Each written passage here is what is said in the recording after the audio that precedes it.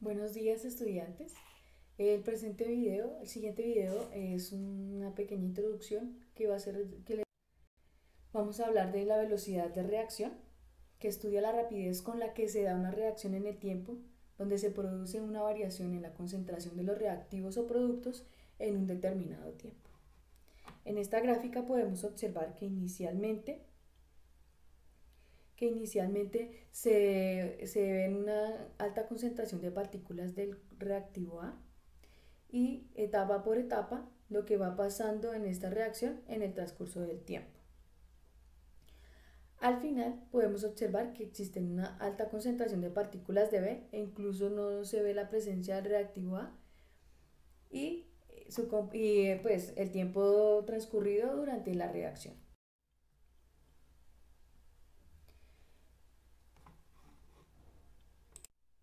Representando esto gráficamente, podemos observar que inicialmente no tenemos concentración del producto B y inicialmente tenemos una alta concentración del reactivo A. Acá observamos que en el eje X está graficada el tiempo y en el eje Y el número de moléculas. Podemos observar que el producto B se va modificando su concentración en el tiempo hasta obtener una alta concentración y el reactivo A observamos que va disminuyendo su concentración en el tiempo. ¿Cómo se representa la velocidad de reacción para este tipo de reacciones? En función de los reactivos observamos que la velocidad de reacción es negativa y observamos que el coeficiente estequiométrico sería 1 sobre un medio por la concentración de A, por un delta de concentración de A sobre un delta del tiempo en un instante de tiempo. Observamos que esta velocidad es negativa porque la estamos representando en función de los reactivos. Si la vamos a representar en función de los productos, observamos que esta velocidad es positiva y se representa como un delta en la concentración de B sobre un delta de un instante de tiempo.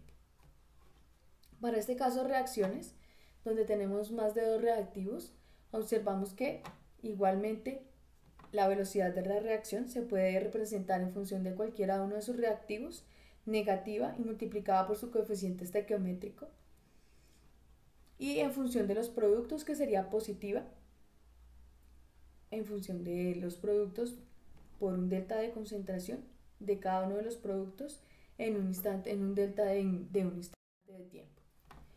A continuación observamos que existen unos factores que afectan la velocidad de la reacción. Tenemos que los factores que la afectan son la temperatura, la concentración, la naturaleza de los reactantes, el estado físico de los reactantes y la presencia de un catalizador. Inicialmente observamos que el efecto que tiene la temperatura depende de si la reacción es exotérmica o endotérmica. Entonces veamos ahora qué es una reacción exotérmica. Una reacción exotérmica es aquella reacción donde se libera calor. Esto significa que la energía de las moléculas de los productos es menor que la energía de las moléculas de los reactantes. ¿Esto qué quiere decir? Miren, acá están los reactivos que tienen una energía alta. ¿Qué va a pasar? Que van a reaccionar y los productos van a tener una energía más baja. ¿Por qué? Porque desde los reactivos a los productos se liberó energía.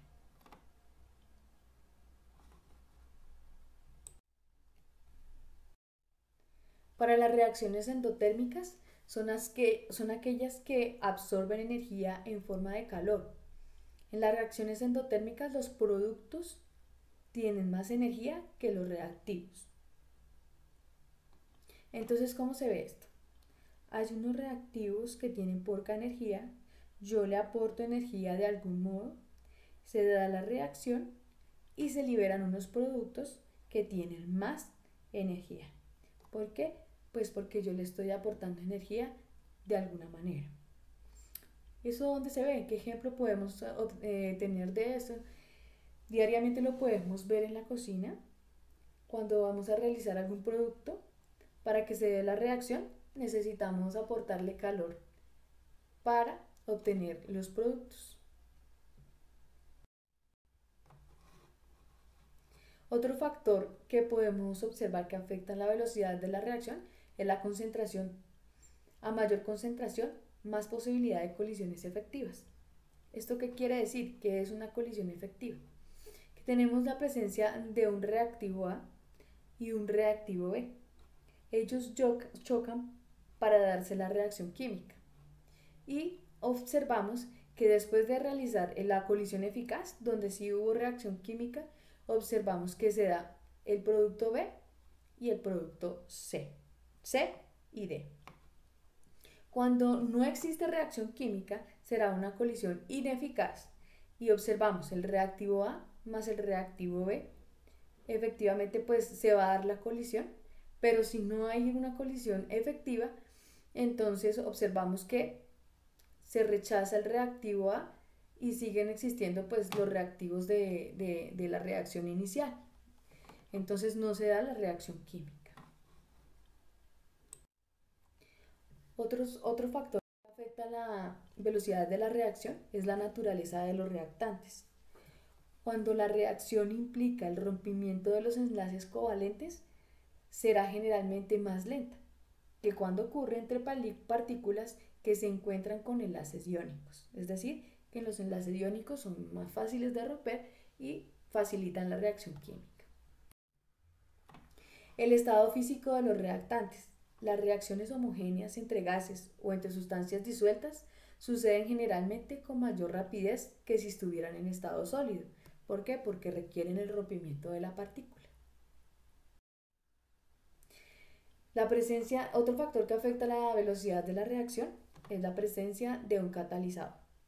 Un catalizador es una sustancia que, estando presente en una reacción química, produce variación en su velocidad sin ser consumida ni formada ni transformada durante el transcurso de la reacción. Aquí podemos observar la energía de cada una de las reacciones en presencia de un catalizador y sin catalizador. Observamos que naturalmente sin presencia de catalizador se da la reacción química, tenemos unos reactivos y unos productos, los cuales no se van a ver modificados en la presencia de un catalizador, pero sí los requerimientos energéticos para darse esta reacción.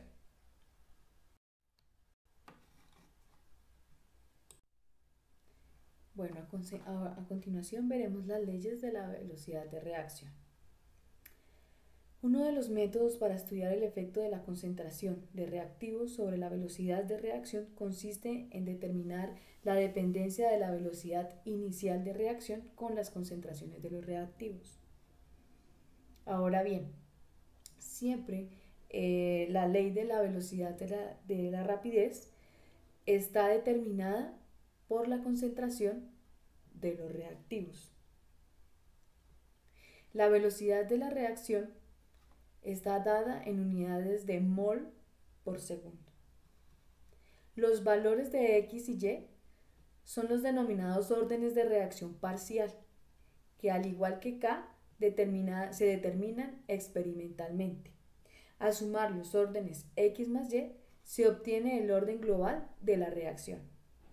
Este orden siempre se define en términos de los reactivos. El orden de los reactivos no está relacionado con el coeficiente estequiométrico del reactivo en la reacción global balanceada.